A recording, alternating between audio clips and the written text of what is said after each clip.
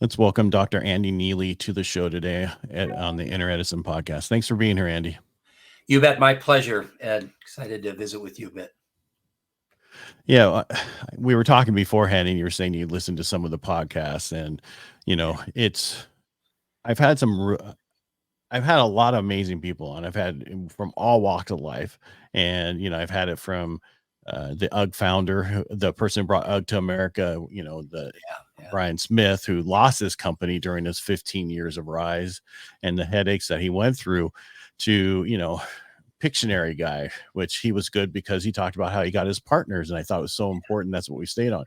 So how these podcasts work is I really don't know where I'm going until I get on here and I start talking to you, and then I listen to what you say and the features of your face, what they're doing, and I know how to try to take it the right way. And I hope I do a good job. That's my whole purpose. Yeah, I appreciate that. Yeah, I've listened to enough to know that you are one of these quick twitch, spontaneous leaders. You go with the flow in the moment. So I'm looking forward to a spirited discussion. And I always go back. If you said something that I want to go back to, we go back, because it's important to understand everything and why you do certain things. And that's my whole life. I tell people stories across multiple mediums, whether it's in the mortgage industry, podcast, radio, my book I wrote, all the other stuff. So I think it's just important that you need to know that, hey, one, you're going to have failures in business. You have to be okay with that, but you need to learn from it because you don't want to do it again. Yeah. And there's stuff that will come out of it, hit you in the head, like just recently, right? We're doing amazing over the last so many years. And then you get and please, it's not getting political. This is just what happened. Yeah. Somebody comes in and signs stuff and gets rid of certain things. And now we have 5% more interest rate than we had before. Yeah. I always know rates go up usually 1.5% to 2%, just during the bad time, but not 5% in 6 months. Yeah. And can destroy your so things can destroy your business that you don't even know about. Right. Even though you've tried to do everything else. So just understand that. Yeah. Well, and I think all of us are more sensitive to that and need to listen to guys like you more than ever before, because 4 years ago right now, we all thought the upcoming year was going to be just like the prior year. We were all starting to hear just a little bit about this COVID vaccine, other places. None of us knew we were, 2 months and 2 weeks away from shutting the entire universe down. Yeah. And that's why we have rates so low. We did, but we all knew in the industry that we were messing the whole thing up by putting people on low interest rates. Yeah. And that's what happened, but we never thought they would go to 8.25. Right. But enough about that. Cause that's when I got in the industry. I was taking people from 13 to 9 and they loved me. And yeah. Anyway, move on. Enough about me. Everybody can listen to my stuff all the time. All right. So when I was looking at some of your stuff, you're talking about past bad bosses, almost like those movies, The Bad Boss. And we talked about how I told you about one of my bad bosses, and it wasn't so much, as you said, ethics, or some people say they don't have morals. Yeah. They do have morals. They just have different morals than what you have as a person. Yeah. Everybody might, just because you don't understand their morals doesn't mean they don't have them. It's just different. Yeah. Although, I mean, one of my first bosses, Ed, he just had anger management issues. I was working on a construction crew, and he was the head of the crew, and we went from job site to job site. And when things were going bad, I'm in the passenger seat of a F-250 pickup truck full of our gear and paperwork, and he is spewing profanities. I was a college age kid, and I'll never forget the day he picked up the stapler that was on our dashboard for the paperwork that we had to fill out from job site to job site. He opened that stapler up and proceeded to whack my leg and drive 4 staples deep into my thigh. And I didn't know what was appropriate behavior or not. I'm just this college age kid trying to put some money aside for when I go back to school. And so on the one hand, I agree with you. There's a spectrum of where we plant our moral compass. This guy just had anger management issues. He was not a good boss because he just, he wasn't a good person in some levels. No, and I understand that. That's it's all dependent on what people got away with 20 years ago or 40 years ago or 50 years ago. And I always say you can't put today's values on 20, 30, 40, 50 years ago. It's a different world. Yeah. And today, because I was listening, what's it? I was going through Netflix over the weekend, and one of the comedians was saying how, I can't wait till later on in life when you're with your mask and you're sitting in the middle somewhere and crying, kind of like what you're doing now when someone talks, bad about you, or, it says a joke about you, to where the whole world is different than it used to be. Yeah. And, Yeah. Well, to the point, part of my coaching and training is I work with emerging executives on executive presence, how to stand in front of a room and command the room, how to deliver compelling sales. You and I have some similar background in terms of training salespeople. Sylvia Ann Hewitt wrote the book Executive Presence in the 1990s, and it kind of was the cornerstone for gravitas and appearance and communication power. This month's issue of the Harvard Business Review just came out with an updated study. 25 years ago, executive presence did not include higher level recognition of inclusion. The study that came out that's in this month's Harvard Business Review, if you want to emerge as a growing executive and move up in organizations, a sense of inclusion is critically important to you now. To your point, that wasn't even on the radar 25 years ago. Things have changed in terms of how leaders lead well in the 2020s. Well, I have a different take on it. People just did it. They hired who was best for the job. It didn't matter who you were. Cause I remember when I got out of the Navy, I was going to go become a cop in LA. Thank God I didn't get in. And they didn't hire me because affirmative action was in California. Right. And so how is that better? It's not better. And I think it's whoever's best for the job. I don't care. I'll hire. Don't get me wrong. If you have a woman and a guy and they're both qualified, I'm hiring the woman just because I know they're going to do the job. Yeah. And I'm not saying guys aren't, but I'm just saying in my industry that I'm in, it's pretty much women who do the jobs that are, the processing, underwriting. I'm not saying guys can't do it. I'm just saying they're not usually the ones. People that are great with details and other oriented and can connect the dots. Yeah. No, if I can't find a veteran, they're the perfect person. Yeah.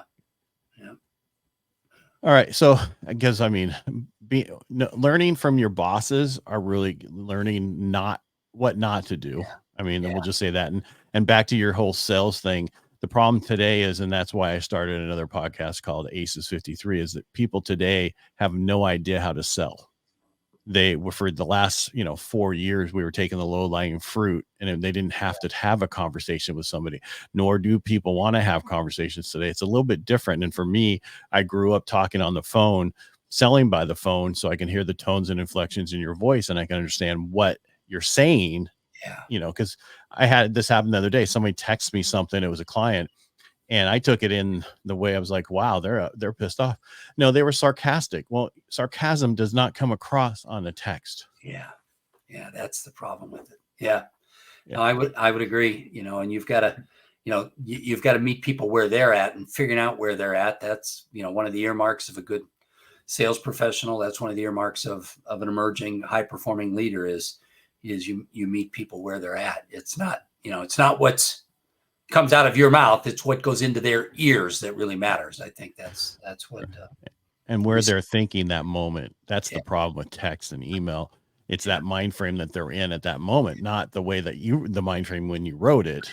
Because the other morning I wrote one to my co-host on the radio show, and then I called him. I said, hey, I probably sent you a real brutal email because that was the thing I was in at that point, because somebody else had done something to me to where I was like, I got to get this out. And he was like, yeah, I thought somebody bothered you. I'm like, yeah. Well, it takes us back to that kind of that simple disc profile, right? Is your basic orientation. Are you a high D? Hey, let's cut to the chase. Are you a high I? Let's make sure that I'm communicating as smoothly as I can. Or, where are we at on that profile? And it sounds like you and I have some things in common. Yeah. Well, I have a good friend of mine who's a Navy vet, and he's into the IT side of what we do. And he's like, where he works at an office. He uses a space out of this one office just because he really doesn't need one. And he doesn't want to be at home with the dogs and the kids and everything else. And he's like, the biggest problem I have is I can't just go directly in my office and get to work. I have to say, hey, how you doing? How's it work? I'm like, that's that whole, what you just talked about, the disc profile. How do you connect with people? How do they want to be talked to? Well, and that's the thing is, it's like, Well, and I think part of what my wife has taught me over the years, we've worked together. We've been consultants together for years, as well as living together, because she is one of those natural people connectors. And I'm originally probably more like your friend, the IT guy. I have come to recognize I'm not just being nice. There really is real value in the water cooler conversations. They're going to end up paying off down the road at some point. There'll be a loyalty that it's built. There'll be a transparency that's been earned. There'll be an opportunity that will be developed. It just is not natural for me at times. I have to recognize I've got to learn from other people that are naturally stronger in that area. Yeah. Spend 5 years in the military and you're definitely not going to be there. Yeah. It's like, here, get this done. Okay. Yeah. And now it's, why am I doing this? And why am I doing that? Instead of just, and I understand, and now today people want to have the company to have a purpose. And what do you stand for? What is this? Right. There's a lot more involved these days than it's ever been. And the question really, I always think is, okay, is this a fad? Is this going to be something that stays, or is this something that's going to be gone in 10 years from now? Because you know how life cycles of things go so fast. Yeah. I mean, and that, part of being able to forecast into the future, that's the strategy side of being a good leader. As I work with the emerging managers I work with, part of what I challenge to do is you've got to get your eye up. You got to be thinking bigger. You've got to be thinking broader. You've got to be thinking further. But at the same time, Ed, you and I, neither one of us know what tomorrow holds. So there's a certain degree of, I think we're going this way, and I've got to be committed to that, and I'm going to lead the charge. And if we need to change tomorrow, let's change tomorrow. I think the companies that thrived well 3.5 years ago, part of what helped them and their leadership team was not committing too much in one thing, trying something and seeing if it worked and being agile enough to shift to something else. My wife and I own a number of retail businesses, and we shut our doors March 16th, 4 years ago, never knowing if we were going to reopen or not. I started having daily calls with each one of my managers. We'd get together for as much as 2 hours talking about the what ifs and how do we's. And oftentimes, 2 weeks further down the road, a lot of what we talked about 2 weeks prior was off the table because we'd seen another permutation emerge, and we all were, learning that agility that software coders talk about all that time, the ability to, fail fast and fix. I think that's a leadership mantra for 2024 and beyond. Yeah, because if you look back, there's so many changes during that period of time where, industries all of a sudden were at home, and you learned how to do that, and to a point where my industry still, most of them are at home. Yeah. Right. Yeah. My staff is still at home. I started working more lately because of the studio.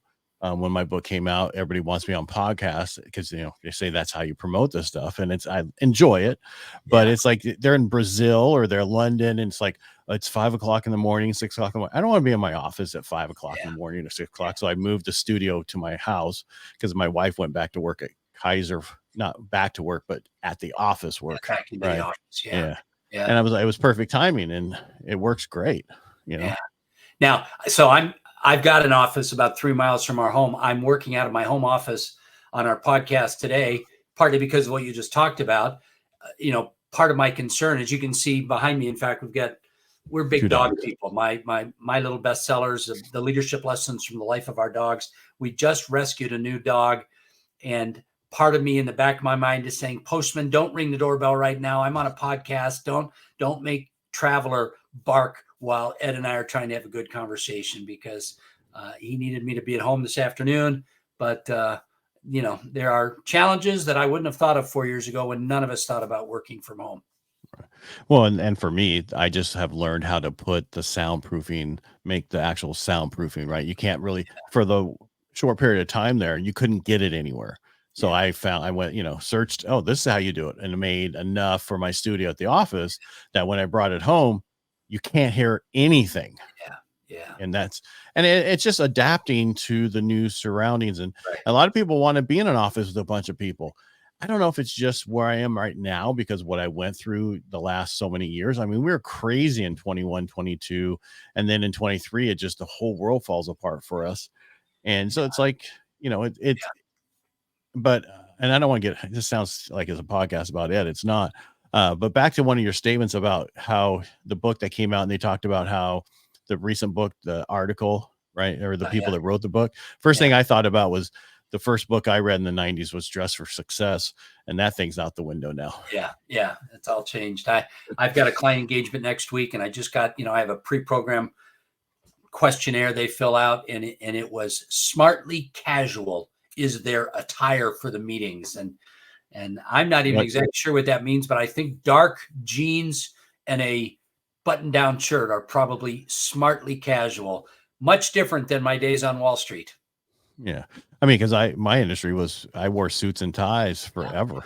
Yeah.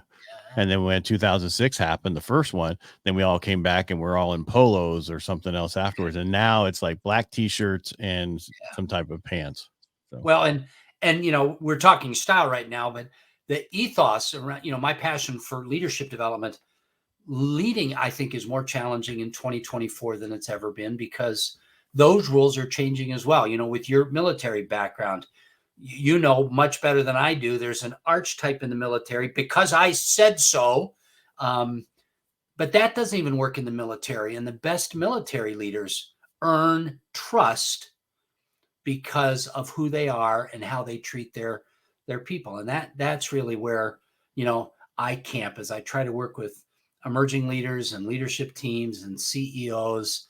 It's really recognizing who you are as a leader is always more important than what you do as a leader. They're both important.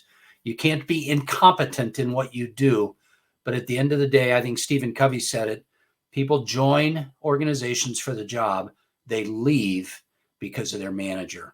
How are you and I working with people to help them become better managers? And really, my passion around it is helping managers become high-performing leaders. How do we invest in that so people don't leave because of their boss? That's the challenge. And in 2024 and beyond, when everybody's fighting for employees, retention and recruiting are top of mind, nobody's going to work for a bad boss. Nobody's going to work for a bad boss. Now, do you think that because, I always watch all the reports because of the industry I'm in, like the BLS came out today, and or was it today? Well, one of them, the Jolts came out, and they're talking about 8-point-something million jobs still available out there. Do you think that's true jobs that are out there, or do you think that is jobs that they might not fill? That's my question, because a lot of times the higher management jobs, right, the 200,000 plus, there are a lot of them out there. Yeah. But the question is, are they really filling those right now? Or are they waiting to see until next year and, to see what's going on? Because I know a lot of people who got laid off and they're looking for work and they're having a hard time, and they're in that range. And I used to be that for every $10,000 you need an income, it was like each week you would have to be without a job. Yeah. I mean, I can just share from my experience. I work in retail. I work in the trades. I work in light manufacturing. I work in construction. I work in hospitality, and all the clients that I'm working with and the businesses that I own, we are struggling to find employees, team members, not the $200,000 team member. We're looking for $70,000 team members who will show up for work every day. We're looking for the $40,000 entry-level person who's starting their career, who knows what it means to work 40 hours and not want PTO 6 weeks into the job. I've got clients that are leaving money on the table because they can't fulfill their job responsibilities because they can't find employees. Now, again, my focus is in probably more 6 figures and under rather than 6 figures and over management. But you're managing, but that's a manager who's managing underneath that. But what states are you in that you're talking about? Well, I mean, I work globally, really. I've got 5 million frequent flyer miles from the last 30 years. Most of my folks, I live in Texas, and most of my energies these days are the Dallas Metroplex, Austin, where I live, Houston, San Antonio, some in Louisiana, some in Oklahoma, but Texas has got a booming economy, and there's a lot of growth going on here. And most of my clients are struggling to fill key slots. They're losing business because they don't have enough labor, enough talent pool. Yeah. Well, I mean, that's no different than I'm in California, and, Yeah. and we're not a booming economy because they spend every dime we have. We have a $66 million deficit all of a sudden because they want to give healthcare to everybody, Yeah. Yeah. But we have the problem with trades, just like you do, Yeah. because you said construction, retail. They want to pay them $22 an hour for, minimum wage. All of a sudden, you're gonna have computers there, some type of robot or something else doing that job that's cheap. So I just there's so many things going on right now that it's very hard to figure out where we're going. Right. And Well, I and that's understand where leadership comes back in, because why would I choose to work for you when somebody else is paying me another $1.50 an hour or another $12,000 bonus? Patrick Lencioni said people will always appreciate more money, but once they get to their baseline of expectations, people stay because of their boss. How do you and I create environments where people want to come to work? And that's where leadership becomes important, because there is a war for talent. That's a very real war for talent. And as you pointed out, I mean, here in Texas, if a retail business had to pay their employees $22 an hour, most retail businesses would not have a viable business. That's the short-sightedness at times, is everybody wants to make sure people make enough money. Those businesses are just going to shut their doors. There's not a viable model in the trades and in the retail world to pay the type of salaries at times that people think should be paid. And so jobs go open. I mean, there's a Taco Bell now. It's completely automated. Yeah. Someone fills the little containers so the machines can do their work. Yeah. That's about it. Well, I'm just saying that's a sad point, because those jobs are stepping stones that's what they were supposed to be while you're going to school, while you're getting your degree, whatever that is. That's what they were there for, not to earn a living, to own a home. No, they're stepping stone jobs. The businesses that I own, the vast majority of our employees are part-time high school and college age employees, and the good ones that really connect with us and understand our passion and our vision, they'll be with us for 3 years, primarily part-time though. So you're exactly right. These aren't people that should be making $70,000 or $80,000. This is part-time while they're figuring out, are they going to go to community college? Are they going to, what are they going to do with their lives? And we have the opportunity to be part of the world that molds them and teaches them what's it look like to work for a good organization? How do you have a values-driven organization? How do you build a business that puts customers first and relationships over profits, and some of those core values that are part of my pleasure in the businesses my wife and I own, is we get to invest these into our team members. All right, how do you do the first two? You remember what you said? No, I said a lot of things. It's you're like, how to how people, I'd have to rewind the tape. Yeah. That's how old I am, because I used the tape. Well, the whole relationship over profits, that becomes a judgment thing, Ed, because you can't give away the farm, right? We've had some customers and clients who felt violated, and as a result, they want me to personally deliver a gold ingot to their house with a handwritten note of apology. You can't go that far. So when you say relationship over profit, it's got to be mitigated with a degree of business acumen. But the truth of the matter is, the customer may not always be right, but the customer is still the customer. Arnold Glasnow said it a number of years ago. He said, a good leader owns more than their fair share of the blame and shares more than their fair share of the credit. And one of the hallmarks of a growing leader is, you and I, Ed, we've learned to apologize at times when the truth of the matter is, our fault was 5%, their fault was 95%, but we needed to start restoring the relationship, so we started with us. Good leaders apologize, perhaps more than they deserve to at times, to reestablish relationship. And again, all I can share with you is my experience. It's a pretty broad experience, but it's still just one person's experience. My experience is, when you go more than 50% of the way toward that client, toward that customer, toward that aggrieved team member, when you do that reasonably and with empathy, the vast majority of the time they move toward you. Not every time, but the vast majority of the time. Relationship over profits, in my experience, has really translated into relationship leads to profits at times, because you build loyalty and trust. And there's some clients you're never going to get back that you did nothing wrong, but it's just who they are. And you're the whole statement you said, I always said, customers aren't always right, but they're all we got. Yeah. Because that was I think that was a short take on something else that I heard. What?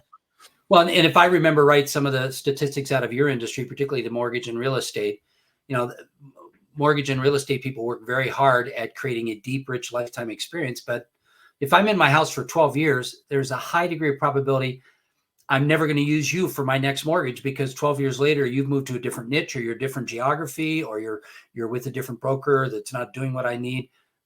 There's a lot of mortgage and real estate people that really, it's a binary transaction, and the quality you bring is for that transaction alone, because they're going to get another mortgage in 5 years and they will have moved on, or you will have moved on, or they're relocating from California to Texas and working with a different broker or banker or something to that effect. Yeah, but I mean, they still work with me. But the only problem about moving to Texas, and people don't realize this, I try to explain to them, is your property taxes. Yeah. The killer. Yeah, that's exactly right. And we've got, as many arguments going on in our state legislature around that people don't recognize. It's interesting you mentioned that, because I've got a good friend that was my mortgage broker 12 and a half years ago and put me into a great mortgage back then. We're having coffee tomorrow morning, so I'll get to see him. We'll catch up on things. And the biggest problem, because I tell people, is like here in California, we have Prop 13 that only allows you to go up at 3% of whatever the value of the property goes up. You guys go up 10% a year of whatever the value is. And if it's a rental property, there is no cap. Yeah. No. And you guys are 3% on taxes. And so when people say, I'm moving to Texas to save on taxes, and the thing is, well, if you buy a house there and you pay it off, there might be a day that you can't afford your taxes. Yeah. And you'd have to sell the place. No, I live in an older neighborhood, an old urban neighborhood. Our house was built in 1938. And this is one of those neighborhoods where we've got people that, they bought 30 years ago for $90,000 or $100,000. This is one of those neighborhoods now where it's become a very desirable neighborhood. And to your point, they might not have had a mortgage in 20 years, and all of a sudden their property taxes are more than their mortgage was 20 years ago. Yeah, you're exactly right. Yeah. Texas is great. I love being here, but you're right. We pay a lot. They need to fix that. You guys need to come up with a Prop 13 like we have, is what you need. Yeah. I mean, because that's the only saving grace of California, that we don't, we have sales tax and other stuff, but our property tax is only 1 1/8 to 1 1/4, and depending on Melrose and stuff. And so again, this is a little off subject, but you do construction. You really need to look at where you're moving. I tell people, you're going to move to Texas, Florida, anywhere else, keep your house here, go rent there for a year, then buy. Good for you. Because then you might go, I don't really want, it's fucking hot here. Excuse my language. It's humid. I was doing a military school at Fort Sam Houston, Texas. So I was there for 3 months during the summer. And when I first got there, it was 80 degrees and 80% humidity. That is the worst I've ever felt in my life. Yeah. Yeah. I remember we moved from Phoenix about 25 years ago. Austin is this nice climate because we're not as hot and dry as Dallas, and we're not as humid as Houston. My very first client trip down to Houston, I was still a runner back then.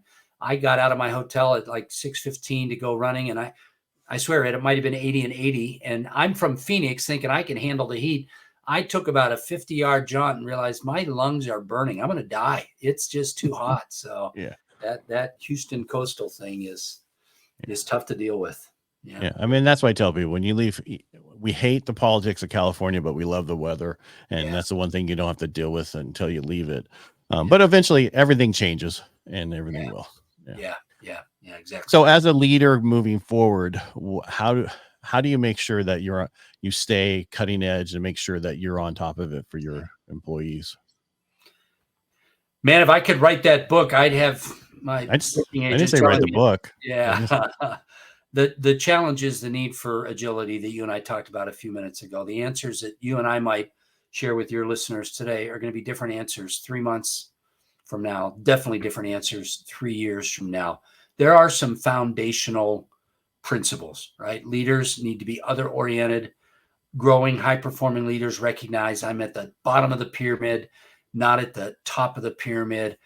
I've been looking at leaders for a long time now, trying to figure out what is the secret sauce. Who are the people that are the opposite of that early boss of mine, and why do people want to follow them? And I really think, Ed, in some respects, there is a simple taxonomy around leadership that doesn't make it easy, but I think it's simple. And part of our introduction to one another is I talk about the 4 leadership necessities: competence, conviction, character, and covenant. In each one of those, when I take a look at good leaders, they're bringing that to the table. They're bringing it in different ways. This idea of leadership covenant. Covenant's kind of an old-fashioned word here in Texas. If somebody's going to get married, the whole idea of a marriage covenant there, the love and affection, and the for rich and for poor, in sickness and in health, the forever and ever, amen kind of thing. That's the personal side of a marriage covenant. There's also a formal document that the marriage officiant signs and records with the Secretary of State. The idea of covenant is both a personal and a formal relationship. Well, when I look at good leaders who engender the type of trust and loyalty that you and I have been talking about, they're driven by the formal obligations of their job. They've got strategy in mind. They've got quarterly numbers. They've got growth. They've got a sense of the competitive landscape. They're driven to produce. Part of a number of your recent interviewees, the entrepreneurs that you've had on with me, are that archetypical classic: give me a wall and I'll break through it. Give me a hill and I'll climb up to it. That's that formal responsibility every good leader has. The other thing every good leader does in 2024 and beyond is balance the tension of, we've got our goal and I've got people who have lives. And so you and I could probably spend the rest of this podcast sharing stories from our own experience of that manager that somehow worked out an extra 3 weeks of PTO for one of their key team members because a team member's partner was struggling with cancer treatments and not functioning. And it went beyond company policy. It wasn't anything was in the HR handbook. It was just the right thing to do. And that effective manager balanced the tension of, we still got to meet our goals, and I've got to have my people first. When I work with good leaders, I see them demonstrate what I call leadership covenant, where I have both a formal and a personal relationship with the people that report to me, with the people that are in my sphere of influence. I see you nodding. I think you've probably run into some of the same thing, that it's a tension that never goes away fully. How do we make the hard decisions? How do we make the right decisions? I don't know. It's $1 million question. Yeah. Well, exactly. It's probably $1 billion question these days. Probably is. And once again, I think in these days, but I suspect it's always true, you never know if you got it right until after the fact. I can look back on a number of team members, and Ed, at the end of the day, I want to be remembered for being more gracious than firm. If I had to fall on either one of those continuums, now I don't want to be the nice pushover guy that everybody kicks down the street. But if you ask me, do you want to be more gracious or more firm? I would say I want to default to the gracious rather than the firm side. Here's the pain of that, Ed. I am a small business owner. I've got a $5 million business that's got to perform in order for it to be viable next year. I know I've spent money. I've gone the extra mile. I've cut down on our profitability because I've allowed my graciousness to overrule my firmness and the balance of that. I'll still maintain at the end of the day, I want to be known as being more gracious than right at times, but there's a cost to it. Yeah, I guess it goes along the lines there. Don't take my kindness as a weakness. Yeah, exactly right. Exactly right. That's it. I talk in some of my seminars about the difference between being kind and nice. And I think it's that same thing. The nice guy is the one that everybody kind of gets away with stuff and laughs at them behind their back. The kind person makes hard decisions that are in the other person's best interest at times, even when they may go too far. Yeah, and I like go back to what you said about apologizing, the way we apologize. I apologize all the time because, and 100% of the time, I know for a fact I'm not wrong. But if I didn't apologize, it's to save the relationship, because the relationship's the most important long term. Because there was an old statement years ago that, and I still think it's good to this day, that when you do a great job for somebody, they tell 10 people. If you do a horrible job for somebody, they tell 20. And today they just put Yelp reviews and everything else, no matter what, everywhere, and you can't get rid of them. No. So it's not a 10 to 20 ratio anymore. It's probably a 1 to 100 ratio, I suspect. Right, because it's so hard to get people to do reviews, right? I mean, you ask and ask and ask, and I'm the worst at it, and I'm asking people for it. So no, I understand. And it's easy to get reviews when people are ticked off. And I mean, and we're all kind of guilty of that. My wife and I went to a new restaurant over the weekend. Super high priced, horrible service, EDM music blasting at such a high volume that we couldn't carry on a conversation. I just wanted to go on Yelp and write a blistering review about how bad it was. And, we're all kind of like that. I thought, no, I think probably I won't write the review. We just won't return. Maybe this restaurant will work for somebody else, but not for us. Yeah. Could be your age. That could be it. Although I don't know too many people that enjoy EDM music in the middle of the afternoon blasting through their temples. I don't know. A lot of places have it so loud that they don't. I think they just don't understand. They're not by those speakers. Possibly, I don't know. That could be. Maybe we were too close to the speakers. I don't. Who knows? Yeah. Was the food any good? Food was good, but I'm still in Texas and seeing LA prices when it's $22 for a shareable appetizer. I'm just thinking, I could get a couple of brisket tacos and be really happy for $14. So, and you said you're in Austin, right? Yeah, in Austin. Yeah. Well, I mean, Austin's changed drastically over the last 5 years. Yeah. I mean, it used to be an artist community, and now artists can't afford the community. So, I mean, there's been some great things about Austin since we moved here. I moved here in the late 90s, and to see all of the run up and the growth of the tech. But you're right. There's also been some challenges, and one of them is the artists and the musicians. They now come here to perform, but they don't live here anymore. It's too expensive. It's kind of like Nashville. Because I went to a speakeasy in Austin, I think 2 years ago. Steve Sims put one on there, and I was like, wow, this is a great place. But then I looked at the prices. It's like, how do people survive here in Austin and own here? They have to go so far out to afford. Yeah, no, and that brings us back to your discussion earlier about property taxes and property values. We're struggling with it here in Austin. I'm not real politically involved, but I know there's just been a whole bunch of heat and light and energy around it here in the Austin City Council recently. So since you train leaders, do you think the work from home is going to stay? Yeah, I really think that it is. I think there are some industries where, it doesn't make sense that it will continue. But I think for a lot of people that work from home, or that hybrid model, a number of my clients where it's 2 days in the office, 3 days at home, or 3 days in the office, 2 days at home. And, you and I have both seen those reports that say people working from a home office, they can be more productive because they're more focused. And we have to balance that with those water cooler conversations you and I talked about 20 minutes ago, where there's a value to being together that you don't even know how to articulate, but becomes apparent in, selling teams and brainstorming teams. I think it's going to continue.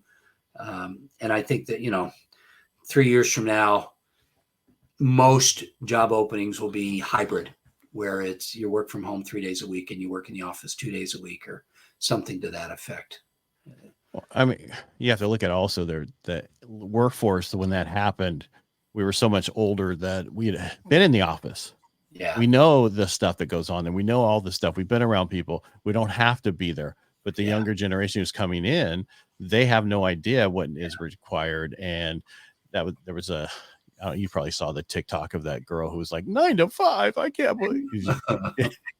And you know, I mean, it's like, but that's how, you know, where we grew up, it was like, that's it, only 9 to 5. Yeah. No. Well, and coming back to, you know, I train and coach a number of people on how to grow in their leadership. One of the leadership competencies is how do you lead in a virtual world? And, you know, just Ed, even looking at you, you've got a high quality microphone. You got a great radio voice. Your radio background is coming out from 6 years ago plus. You've got high quality headset on. I've had to upgrade all of my equipment. You and I both have elevated our cameras, so we're not looking down our nostrils at a laptop. All of this stuff, in some respects, is part of leadership presence. And if you're going to be leading in a remote environment, you know, those are table stakes now. I had a very hard conversation with the manager a few weeks ago who always had her camera off when she was on team meetings. And I said, you can't do that. You've got to lead the way. Your camera needs to be on because you're modeling for your team members full engagement. We don't know if you're with us. We don't know what you're doing. We don't know if you really care. Your camera, even if they choose to not turn their cameras on, if you see yourself in a leadership position, you upgrade your equipment, you follow Ed's lead, you get a better microphone, you get a camera that's a high quality camera that's at least at eye level. These are simple skills and behaviors, but there's a lot of people who think I'll just open my laptop at Starbucks and turn the camera off and I'll be able to lead a meeting well. You're not leading that well. You might be able to get through the agenda, but you're not leading well. Yeah, I've had some meetings with people and they don't turn their camera on. I'm like, what the hell? Yeah, why? Exactly Why? right. Yeah, and these are people trying to get me to do something with them. Yeah. It's like, okay, I want to see who you are. First of all, I want to have that conversation. We're supposed to have, and the reason I use headphones, and people ask all the time, I want to hear the voice. I want to make sure the things are coming through everywhere. Great. The sound is there. I was on a podcast a couple weeks ago where they had another person that's in the industry like I'm in, and he was in Florida. He just wasn't in a studio, but he had his mic, but the mic was over here. You could hear the echo all over. And I had my headphones on. The other guy had his headphones on that was running the stuff. And I said, hey, I'm just throwing this out there. You can tell me to shut up, but can you move your mic closer? Because we're getting an echo. You don't hear it because you don't have headsets on. He goes, oh, I have a great studio. I'm not saying that. I don't care. Just right now, you don't. Yeah. Well, or, you know, again, the people that they have their monitor over here and their camera over there. And so they're looking at the monitor while they talk. These are simple practices, but as you help salespeople get better, me as I help managers get better, these are simple devices, but people are going to choose to buy from people they trust and like. You and I both know that. That's like selling 101.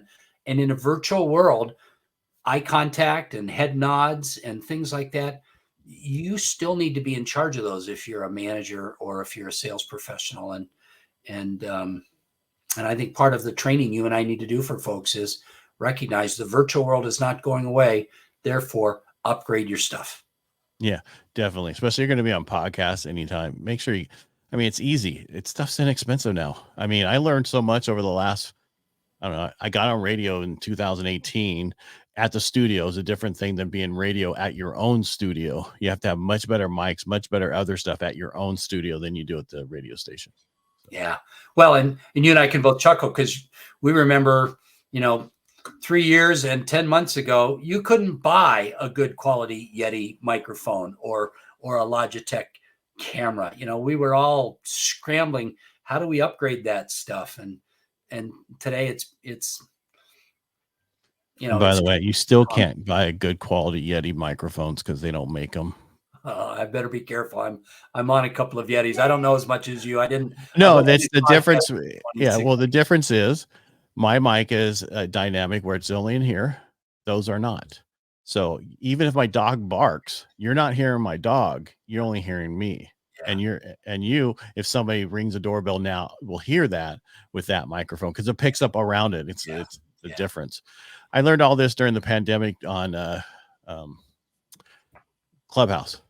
Yeah. There was 3 guys who did rooms about podcasting all day long. So, one did in the morning, one at noon, one in the afternoon. And I used their information and I talked to them and they helped me set up my board during that period of time. Well, and here's where I come back to, my passion around leadership. These are leadership fundamentals for a virtual world. It's the know-how is out there. So there's no excuse for a manager to have a poor quality microphone and turn their camera off on the top of their laptop when they're leading team meetings. No, Right. you got to figure it out in 2024 and beyond. Part of your leadership ethos is I bring my best self to my virtual team. And I've been on it where people are on laptops and I tell them, all right, go get some books and raise that damn laptop up. Right. Yeah. And You even, got a problem. Is there a problem going on your side there with your mic? Yeah. And, use AirPods if you need to with a noise isolation. This is not rocket science. My challenge is the lazy people that don't think it applies to them. Because you know what? I don't need to bring my A game because I'm in charge of the team. And, I sent out the agenda ahead of time. That's what we're talking about. No, every impression you have as a leader and manager is a deposit into the account of that team member that you're trying to build trust with because you're going to have to ask for some hard things. That's part of the job of leadership. Withdrawals are coming. Therefore, how are you purposefully making deposits into their bank account that you can withdraw against at some point in the future? All right. So how do people find you? Or do you want them to find you? Yeah, NeillyLeadership.com. And as you can see from the video here, those of us that are on the video, Neillie, like your last name, Mr. Parcaut. It's distinctive in its spelling. So if you get it right, you find me. The other thing, we've been talking a lot about leadership stuff, Ed. I've got a 8-page ebook on the 3 imperative leadership conversations that anybody can download. If they go to leadershipmaterials.com, give me their contact information and they can get a download of this ebook about how to lead a hard conversation, how to lead a coaching conversation, how to lead a 3-fold affirmation conversation. So much of what you and I've talked about for the last 40 minutes, leadership is found in the communication with the team members that we're seeking to influence. It'll be a great primer for them. All right. I'll have it in the show notes also. So Great. if you can't write it down fast enough, it'll be in the show notes over there or down below, depending on where you're looking at this. Yeah. If it's on YouTube, it'll be down below, by the way. All right. All Good. Good. All right. Dr. Andy, thanks for being on the show today. Really appreciate it. My pleasure. I've been looking forward to this, Ed. I knew we were going to have a great conversation. We ought to do this again at some point in the future. It sounds good. We will. I think we will. There's more stuff we can do. Because I mean, the only thing I see different too these days is I see more companies of one. Yeah. And I'm in California. This is the last thing I'm going to say. I'm in California, and employee has more rights than the employer in California. Yeah. And I think that's hurting a lot of companies. And that's why they're looking to do more contract. Well, how they fix that in California, they consider that still almost an employee. Yeah. And so you have to get a contract person out of the state or out of the country.